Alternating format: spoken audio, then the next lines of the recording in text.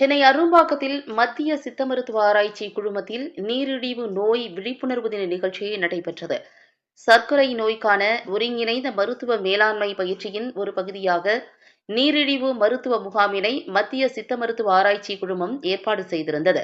இதில் உலக சர்க்கரை நோய் தினத்தை முன்னிட்டு சென்னையில் உள்ள மத்திய சித்த மருத்துவ ஆராய்ச்சி குழுமத்தின் தலைமை இயக்குநர் பேராசிரியர் டாக்டர் என்.ஜே. முத்துக்குமாரின் வழிகாட்டுதலின்படி சென்னை சித்த மருத்துவ மைய ஆராய்ச்சி நிறுவனத்தின் உதவி இயக்குநர் சித்தா விஞ்ஞானி டாக்டர் ஏ. கனகராஜன் அவர்களின் மேற்பார்வையில் சர்க்கரை நோய்க்கான ஒருங்கிணைந்த மருத்துவ மேலாண்மை முகாம் நடைபெற்றது. சர்க்கரை நோயாளிகள் மற்றும் நிறுவன அலுவலக ஊழியர்கள் பங்கு பெற்ற இந்த கூட்டத்தில் சர்க்கரை நோய் மற்றும் அதன் சிகிச்சை, சித்தா மற்றும் நவீன மருத்துவத்தின்படி தடுப்பு மற்றும் மேலாண்மை குறித்து ஆலோசனை வழங்கப்பட்டது. இதில் 120 நோயாளிகள் கலந்து கொண்டு பயனடைந்தனர். பின்னர் கூட்டத்தில் உரையாற்றிய உதவி இயக்குநர் சித்தா டாக்டர் ஏ. கனகராஜன் மற்றும் விஞ்ஞானி ஆராய்ச்சி அலுவலர் சித்தா டாக்டர் இளங்கனி ஆகியோர் சர்க்கரை நோய்க்கு சிகிச்சை அளிப்பதில் சித்த மருத்துவத்தின் பங்கை எடுத்துரைத்தனர். அதனைத் தொடர்ந்து பேசிய உதவி இயக்குநர் டாக்டர் நித்யா கூறுகையில், நோயாளிகளுக்கு முதல் நிலை மற்றும் 2ஆம் நிலை சர்க்கரை, அதன் நோய் குறியியல் மற்றும் மரபியல் குறித்து எடுத்துரைத்தார். அதன் பின்னர் பேசிய ஆராய்ச்சி அலுவலர் சித்தா டாக்டர் ஸ்ரீதேவி பேசுகையில், சர்க்கரை நோயை நிர்வகிப்பதில் உடற்பயிற்சி, உணவு முறை மற்றும் வாழ்க்கை முறை மாற்றங்கள் ஆகியவற்றின் முக்கியத்துவம் குறித்து உரை நிகழ்த்தினார். அதனைத் தொடர்ந்து பேசிய ஆராய்ச்சி அலுவலர் சித்தா டாக்டர் கவிதா பேசுகையில், இரத்த சர்க்கரை உயர்தல் குறியீட்டை குறைப்பதில் சிறுதானியங்களின் பங்கு, சர்க்கரை நோய் தடுப்பு மற்றும் மேலாண்மை குறித்து விளக்கினார்.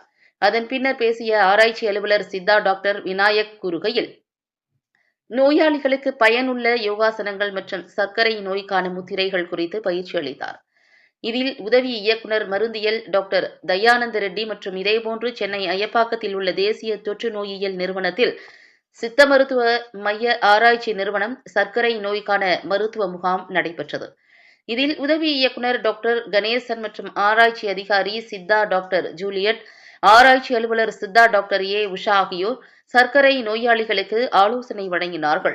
இதில் ஆராய்ச்சி நிறுவனத்தின் ஆய்வக பணியாளர்கள் மற்றும் ஊழியர்கள் என சுமார் 100க்கும் மேற்பட்ட நோயாளிகள் மற்றும் பொதுமக்கள் கலந்து கொண்டு பயனடைந்தனர். நான் பேர் கனகராஜன், அசிஸ்டன்ட் டைரக்டரா HCRI சென்னையில் ஒர்க் பண்ணிட்டு இருக்கேன். மத்திய சித்த மருத்துவ ஆராய்ச்சி குழுமத்தினுடைய ஒரு அங்கமா இங்க வந்து HCRI சென்னை வந்து அரும்பாக்கத்தை செயல்பட்டு இருக்கு.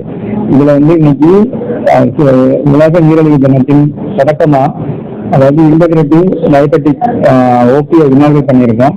அந்த இதுல வந்து மெயினா நீரிழிவு நோயினால ஏற்படக்கூடிய தாக்கம் என்ன, அந்த நோய்கள் எப்படி தொடங்கிருக்கு, நமக்கு என்ன குறிக்கோள் இருக்கும் அப்படிங்கிறத டாக்டர். வணக்கம், நான் doctor Mithra, assistant director psychologist. இன்னைக்கு உலக நீரிழிவு தினம் கொண்டாடிட்டு இருக்கோம், அப்சர்வ் பண்றோம். இந்த டே அப்சர்வ் பண்றதுக்கு காரணம், இப்போ முதல்லலாம் வந்து மக்களுக்கு 40-50 வயசுக்கு அப்புறம் தான் இந்த நீரிழிவு நோய் வந்தது.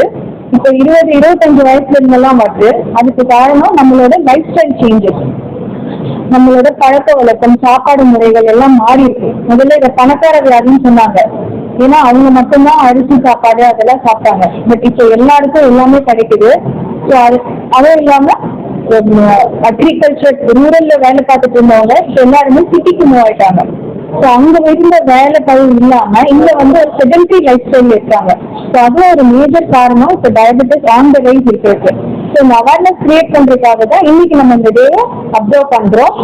இதுல வந்து அறிகுறி என்னன்னு பாத்தீங்கன்னா, பாலிடிப்சியா, பாலிபீஜியா, பாலியூரியா, அதிக தாகம் எடுக்கிறது, அதிகமா பசி எடுக்கிறது, அதிகமா நம்ம யூரின் போறது அப்படிங்கிறது இருக்கும். இந்த மாதிரி சைன்ஸ் அண்ட் சிம்டம்ஸ் இருக்கு, இல்ல சோர்வு வருது நடக்கும் போது, இந்த மாதிரி எல்லாம் அறிகுறி இருக்கு அப்படின்னா நம்ம உடனே டாக்டர் கிட்ட வந்து ஒரு சுகர் டெஸ்ட் பண்ணிக்கிறது தப்பு இல்லை. ஒரு 6 மாசம் ஒன்ஸ் நம்ம சுகர் டெஸ்ட் பண்ணிக்கலாம், அது ரொம்ப நல்லது.